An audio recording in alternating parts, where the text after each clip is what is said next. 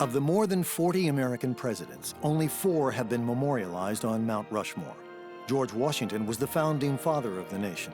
Thomas Jefferson wrote the Declaration of Independence, and Abraham Lincoln led the nation through the Civil War. But who was this other man, known during his time as the American Lion? His name was Theodore Roosevelt. He was born before there were automobiles and telephones, and yet he led America into the 20th century. Theodore Roosevelt basically created the modern presidency. Every president since Theodore Roosevelt has acted in Theodore Roosevelt's shadow. He was bubbling over with energy and ideas and thoughts, and when he entered a room, people knew it. His voice was one of the earliest as president to be recorded. We cannot afford to let any group of citizens live or labor under conditions which are injurious to the common welfare. He was the first president to travel abroad, and on an October morning in 1910, the first ever to fly in an airplane. He was always doing something. He was either reading or writing or chasing birds or hunting animals or being president or whatever. He was interested in so many issues, the conservation, nature, science. He was an exuberant family man. He loved the outdoors life. He lives almost 5 lives. Theodore Roosevelt lived life to the fullest. His energetic stamp of influence changed America and set a course for what would be called the American century.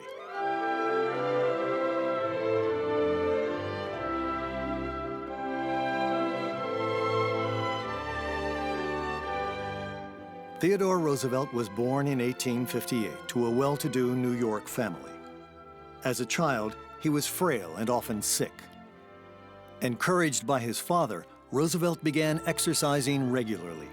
It's his father who grabs him and says to TR, you have to make your own body, you have to give up invalidism, you have to make yourself a strong man by exercising and sport and shooting. By the time he entered Harvard University at the age of 18, Roosevelt had transformed himself from a weak child into a strapping young man. He took an interest in political science, a subject his friends believed was beneath him. But Roosevelt was already seeing himself in power. As he later wrote, "The people I knew did not belong to the governing class, and the other people did, and I intended to be one of the governing class." At 23, he became the youngest man ever elected to the New York State Assembly, to the shock of his friends and family. Politics in the 1880s was almost a variation on organized crime. So for somebody like Roosevelt to go into politics was almost to announce that he was going to join the mafia. Of course, that wasn't his conception, because he had an idea that he was going to change things. Roosevelt was perfecting his political style on the floor of the State Assembly, and he was enjoying a personal life at home. While at Harvard, he'd met Alice Hathaway Lee, and a year later, they were married. Roosevelt wrote in his diary, "How I love her, and would trust her to the end of the world." 4 years later, in February of 1884, while at the state capitol in Albany, Roosevelt received a jubilant telegram. At home in Manhattan, Alice had given birth to a healthy baby girl. But the happy occasion would soon be marred. A second telegram arrived that same afternoon. Alice was suddenly and gravely ill. Roosevelt rushed home to be with his wife and see his new baby. When he arrived, he was stunned to find his mother also bedridden and burning with fever. With Roosevelt at her bedside, his mother died of typhoid fever. And upstairs, Alice was slipping away, her kidneys failing due to complications from the pregnancy. It was February 14th, Valentine's Day. Only hours after his mother's death, Roosevelt held Alice as she died. The simultaneous deaths of his mother and his 22-year-old wife sent a shock through Roosevelt. The entry in his diary for that day reads simply, "The light has gone out of my life." He was so distraught that he simply, at that point, changed his life plans. He gave up on the idea of politics, and he essentially fled to the West. Roosevelt quit his job in the state assembly, sold his house in New York, and headed for his ranch in Dakota Territory. While Roosevelt tried to dress the part, his Harvard education and privileged upbringing did not make for a good fit with the locals. He was way overdressed. He was better dressed than anybody. Cowboys didn't wear any distinctive sort of buckskin stuff. They wore just work clothes. Well, Roosevelt had this notion that cowboys dressed in such and such a way, and so he came out dressed like that. They were pretty sure that he couldn't survive a month or so of really being a cowboy. But when there's a blizzard, he pitches in, and when there's a roundup or cattle to be broken, he's as game as anyone. Slowly, the local people start to think of him as something more than an Eastern dude. They like him. Roosevelt won friends that would last a lifetime. They admired his can-do spirit and restored a great deal of his confidence. Till now, he was a man of the East. He was a man of the big city. But after his Dakota experience, he was a man of the West. He discovered that he got on even better with the cowhands, with the ranchmen, with the ordinary farmers and ranchers of the West than he did with the politicians of the East. He would later say, "I never would have been president if it had not been for my experiences in North Dakota." Recovered from his heartbreaking loss and after 2 years in the West, Roosevelt was eager to return to the sophistication of city life and politics. In one government position after another, Roosevelt made a name for himself by weeding out corruption and pushing for reforms.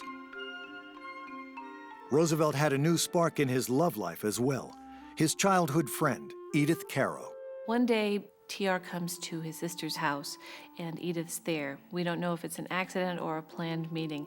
And he sees her, greets her, and realizes that he still has feelings about her. And she has always loved him. So they start seeing each other again, and it's clear that this is going to be the great romance of his life. Soon after their meeting, he proposed marriage, and she accepted. Edith was an intellectual companion to him, plus she was an incredibly hard worker. So she was willing to pick up the pieces of his life, follow him anywhere, and make his life possible. The new Roosevelt family grew rapidly, and by 1897 there were 6 children in all. Son Quentin was the baby of the family, with brothers Theodore Jr., Kermit, and Archibald, and sisters Alice and Ethel. The family spent time at Sagamore Hill, their home at Oyster Bay, Long Island. Life at Sagamore Hill is raucous and fun and wild. They all rode horses. They all enjoyed the little animals, the possums and the squirrels and the pets and the dogs. TR always played with the kids, and he is a father who enjoys that home and the kids and going riding with Edith or rowing across the Sound for a picnic. But Roosevelt never left his political ideals far behind, and his speeches made him a popular draw. We need leaders of inspired idealism, leaders to whom are granted great visions, who dream greatly and strive to make their dreams come true, who can kindle the people with the fire from their own burning souls. He campaigned hard for Republican William McKinley, who was elected president by the largest majority of popular votes in 24 years. It was 1897, and the new president rewarded Roosevelt with the cabinet position of Assistant Secretary of the Navy. At the time, the U.S. Navy was not the strongest in the world, with only 6 steel-hulled battleships. Roosevelt wanted to build a stronger Navy and was looking for the first opportunity to deploy it. He got that chance in Cuba. Spain had controlled Cuba for 400 years. Now the Cuban people wanted independence and were willing to fight for it. He was enough of a moralist to believe that the United States was the most advanced civilization on the face of the planet, and as such, it had an obligation to lead the rest of the world into the future. So when the United States found itself confronted by what Roosevelt saw as a backward, a retrograde civilization, Spain in Cuba, for example, it was for the benefit of the Cuban people, it was for the benefit of the Western Hemisphere of the United States, and probably for the benefit of Spain itself, for the United States to forcibly eject Spain from Cuba. Under Roosevelt's orders, the USS Maine steamed towards Cuba in January of 1898. 1 month later, while patrolling the waters off Havana, the Maine suddenly exploded. To this day, the cause of the deadly blast is disputed, but America charged Spain with the act, and Congress recognized Cuba's independence. Surprising his peers and his family, Roosevelt suddenly quit his high-ranking Navy position, donned a volunteer soldier's uniform, and headed for the battlefield in Cuba. To most people in Washington, that was a dumb thing to do, because objectively, he would have had much more influence on the course of the war in Washington as the person who was essentially running the Navy than as a common soldier in Cuba. But his own conception of his historical role, his own conception of himself, absolutely required that if bullets were flying, he be in the middle of that. Upon arrival in Cuba, Roosevelt assumed command of a volunteer cavalry known as Roosevelt's Rough Riders. On the morning of July 1st, 1898, Roosevelt led his regiment in an attack on Spanish troops in the strategic San Juan Heights overlooking the port city of Santiago. Theatergoers back home would get a front row seat to Roosevelt's heroism through these reenactments of the battle. The Rough Riders advanced under heavy fire, sustaining the highest casualties of the war. After a few hours of heavy fighting, they took San Juan Hill. Spain surrendered. He would later write, "San Juan was the great day of my life." Roosevelt really did demonstrate his courage under fire, but it was an engagement that lasted an afternoon. And so this was a short war. There weren't a whole lot of conspicuous heroes, and Roosevelt was the one. He played the part very well, and he played the part for all it was worth. National opinion for Roosevelt's gallantry ran so high that within 4 months of the Battle of San Juan Hill, he was elected governor of the state of New York.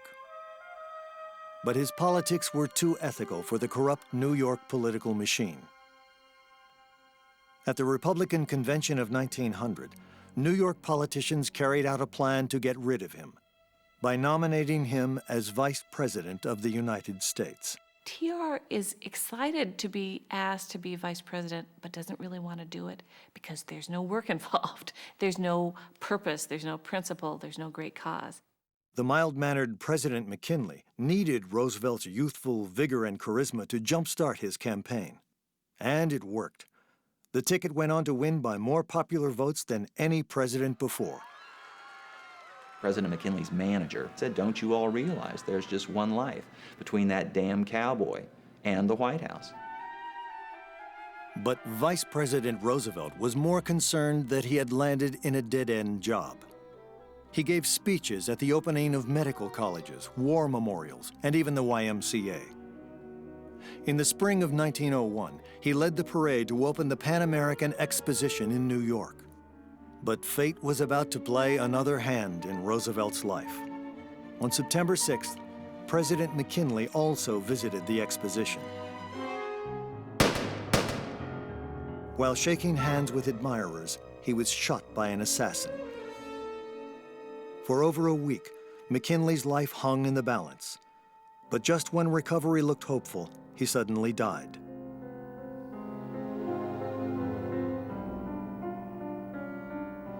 Like the rest of the nation, Roosevelt was shaken. He would remark to Edith, "It is a dreadful thing to come into the presidency this way." At age 42, Theodore Roosevelt became the youngest American president in the nation's history. He had a reputation as a military hero, but also a reputation as something of an unpredictable character. No one quite knew what the country was getting in Theodore Roosevelt. The American public loves the Roosevelts in the White House. The children make it their home. They throw snowballs at the White House policemen. They also throw icicles at the White House policemen. They roller skate in the East Room. They start little campfires in the backyard. They climb up the dumbwaiter. They bring a pony up the elevator. They have a lot of fun in the White House. As a husband and father, Roosevelt was generous and childlike. While First Lady Edith kept a tight rein on things, the new president would play with the children, crawling around on all fours beneath tables and behind chairs. He really had a very good relationship with his children. Some people have said that that's maybe because one of his best friends said, you know, you got to keep in mind that Theodore Roosevelt is really only 5 years old. Along with others of their social class, the Roosevelts lived a privileged life, rubbing elbows with the Astors and Vanderbilts of high society.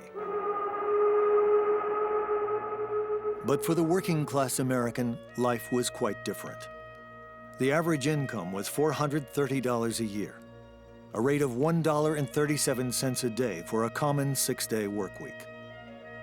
Yet immigrants continued to pour into Ellis Island by the hundreds of thousands, seeking new lives as working-class Americans. This burgeoning labor force fueled the nation's industrial expansion. Huge fortunes were made by a handful of entrepreneurs. John D. Rockefeller was worth almost $1 billion. Banker and financier J.P. Morgan created the world's largest corporation. Andrew Carnegie would sell his steel business for almost $250 million.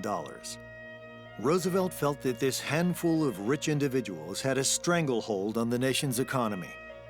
After only 5 months in office, Roosevelt cast himself in the role of a presidential Robin Hood and attacked the captains of industry and their huge monopolies. Within a very short space of time, the country realized that they had a president like none they'd ever seen before. He should have been on the side of the Morgans and the Rockefellers, the very wealthy people. He was a man of inherited wealth. But he wasn't. In fact, he opposed the captains of industry. And so when Roosevelt denounced the malefactors of great wealth and the criminal rich, he knew perfectly well what he was doing. And he knew that for every vote that he lost in the silk stocking Republican districts, he would gain 10 votes in the rest of the country. Roosevelt then turned to the public sector, launching a host of new social reforms promising a square deal for all Americans.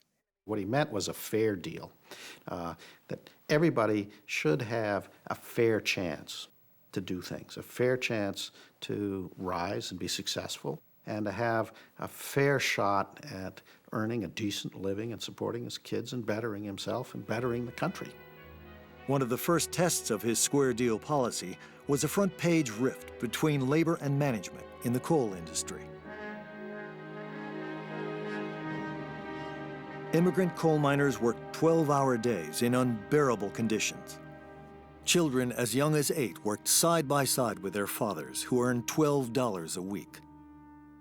In the spring of 1902, 140,000 miners walked off their jobs in northeastern Pennsylvania, demanding an 8-hour day and improved working conditions. The mine owners refused to talk with the workers and offered nothing. With winter approaching, Roosevelt feared a long coal strike would cripple the nation.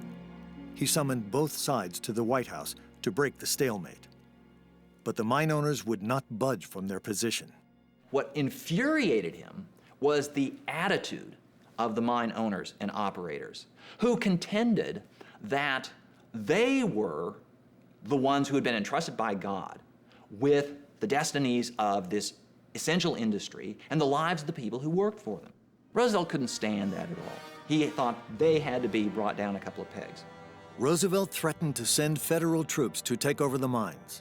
After weeks of presidential pressure, the workers were back on the job, eventually gaining a 10% pay increase and 9-hour workday. For the first time, a president had successfully intervened in a critical labor dispute, and Roosevelt won a major victory for working-class Americans.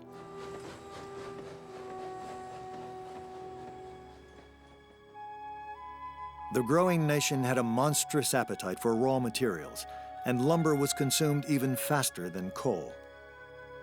Most Americans thought the trees would go on forever. They had no idea that this was a problem. And so TR realized that his first job was to convince the American people that this was a problem. And he hammered away at the people with, the environment is for all of us, not just for the few. One of the things he once said was that our grandchildren will not blame us for what we have used, but what we have misused. During his term as president, Roosevelt set aside 230 million acres in national parks, forests, monuments, and game preserves. That's 84,000 acres for every day he was president. During his second term in office, Roosevelt developed a two-part foreign affairs policy that combined his quiet diplomacy with the power of military might. He called it "speak softly and carry a big stick." Under Roosevelt's orders, the recently fortified U.S. Navy, known as the Great White Fleet, 16 ships and 14,000 sailors, set sail on a 2-year tour of the world, flexing America's military muscle for all to see. But there was a problem. Naval vessels and cargo ships traveling from one coast to the other had to sail around the tip of South America, a journey that could take more than 6 months. Roosevelt proposed that a massive canal be dredged across the nation of Colombia. The canal would shorten the distance and time by half. But Colombia rejected Roosevelt's offer. Fed up with negotiations, he encouraged the province of Panama to revolt against Colombia. On November 13, 1903, with American gunships anchored offshore, the Panamanian Army declared independence, and a new country was born. Within 5 days, it signed a canal treaty with the U.S. for $10 million. The ousted Colombians got nothing. He simply rode roughshod over the niceties of diplomacy. He engineered a revolution in Panama, and within 2 weeks of the creation of this new government, whose existence was guaranteed by the U.S. Navy, he extorted a deal that gave the United States a 99-year lease and rights to build this Panama Canal. And for the rest of his life, he was utterly unrepentant. As Roosevelt infamously put it, instead of debating for a half-century before building the canal, it would be better to build the canal first and debate me for a half-century. Roosevelt would leave his greatest mark on history with the Panama Canal, and it would set a precedent for American intervention in the politics of other countries when it suited the needs of the United States. At the height of his popularity, and after 7.5 years leading the nation, Theodore Roosevelt's term in office came to an end.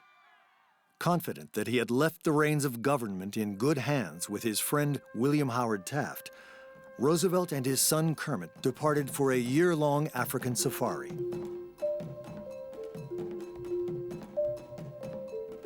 Americans had grown fascinated by the Roosevelt story while he was president, and they weren't going to let it go. Roosevelt didn't disappear by any means. He kept filing these reports from the hunting front, so to speak, this serialized account of his safari. So Roosevelt was always in the forefront of the American consciousness. 15 months later, Roosevelt returned to a hero's welcome in New York. But greetings and parades were not enough action for Roosevelt.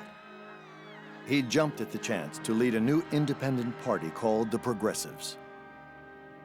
Soon known as the Bull Moose Party for its formidable leader, Roosevelt campaigned on a platform of groundbreaking social reform based upon his square deal policies. He advocated workers' compensation, a woman's right to vote, a national minimum wage, unemployment insurance, old age pensions, and the abolition of child labor. We stand for a living wage, to provide for education and recreation, to care for immature members of the family, to maintain the family during periods of sickness, and to permit of reasonable saving for old age. We hold that the employment of women over 48 hours per week is abnormal and should be prohibited. We hold that the 7-day working week is abnormal, and we hold that 1 day of rest in 7 should be provided by law. The Progressive Party policies, however, were too far ahead of their time. Roosevelt lost to Democrat Woodrow Wilson. Defeated for the first time, Roosevelt returned to private life. But he didn't stay there long. European powers were preparing to fight a monumental war. On August 3, 1914, Germany declared war on France, initiating World War I. President Wilson was convinced that America needed to remain neutral in the European conflict. Roosevelt disagreed and called Wilson's inaction criminal and dubbed his foreign policy timid and spiritless. It just galled him no end that Wilson, this person who didn't know the first thing about foreign policy, who, by most evidence, had really not given foreign affairs a serious thought before he became president, was in charge of the United States, was commander-in-chief of American forces during the greatest war in history, and he, Theodore Roosevelt, was not. In 1917, the United States declared war on Germany. 8 days later, Colonel Roosevelt, as he liked to be called, met with President Wilson. By then, he was blind in his left eye, suffered serious hearing loss, and hobbled on gout-swollen ankles. Yet he asked Wilson for permission to lead a division of troops into battle. But Wilson had every reason to fear Roosevelt politically and turned him down, telling his aides, "The best way to treat Mr. Roosevelt is to take no notice of him." Roosevelt went home. A soldier no more, he could only watch as war engulfed the world. But watching was not Roosevelt's strong suit. As America prepared for combat, Citizen Roosevelt became an outspoken supporter of the war effort, rallying the public and young recruits. Proudly for Roosevelt, his 4 sons enlisted in the armed forces. Roosevelt could no longer go into battle. So what did he do? He sent his sons into battle. He pulled every political string he could to get his sons into the thick of battle, where their chances of getting killed were absolutely the greatest. Kermit Roosevelt was decorated for bravery with the British Military Cross. Ted Jr. led his men in the French Battle of Cantigny. Archie showed courage in battle as well and suffered serious injuries. Youngest son Quentin was a pilot, flying sorties behind enemy lines. And for the first time, I'm convinced, for the first time, Roosevelt understood the costs of his own earlier vision of courage. He thought the highest form of courage was to bare your breast in battle and to charge up in the galling fire of the enemy, risking your own life. What he didn't understand was that it could be equally hard, maybe even harder, to stay at home, waiting to get that telegram. On July 17, 1918, news arrived that Quentin was missing in action, shot down behind enemy lines. 2 days later, Quentin's death was confirmed. He was 20 years old. Heroism in battle. His son has exhibited this, and what has it gotten him? He's dead. And Roosevelt then is left to ask himself, have I deluded myself my whole life? During those last several months of Roosevelt's life, people who knew him would report that he would just sit in the window, staring out, and just saying, poor Quinnican. On the evening of January 5, 1919, Roosevelt commented to Edith that he did not feel well and retired to bed. That night, Theodore Roosevelt died in his sleep. He was 60 years old. His son Archie sent a telegram to his brothers in France. It read simply, "The old lion is dead."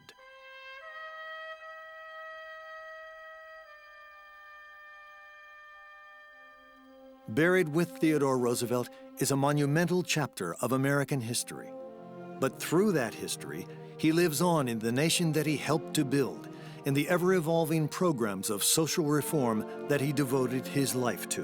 The thing we see most today is what he did for conservation, because he changed America's attitude about the environment. He launched the presidency in a different direction. He changed the course of American government, and we recognize now we've got a very strong presidency on our hands. With Theodore Roosevelt, the president comes to center stage. And to a certain extent, he yanked the United States quite clearly into the 20th century. The US would have got into the 20th century eventually, but it wouldn't have come with such a rush and with such a bang. For the 60 years that he lived, Theodore Roosevelt was a man both of his time and ahead of his time. An American icon, he reached for every opportunity for himself and for the country that he loved. As he wrote, "The joy of living is his who has the heart to demand it."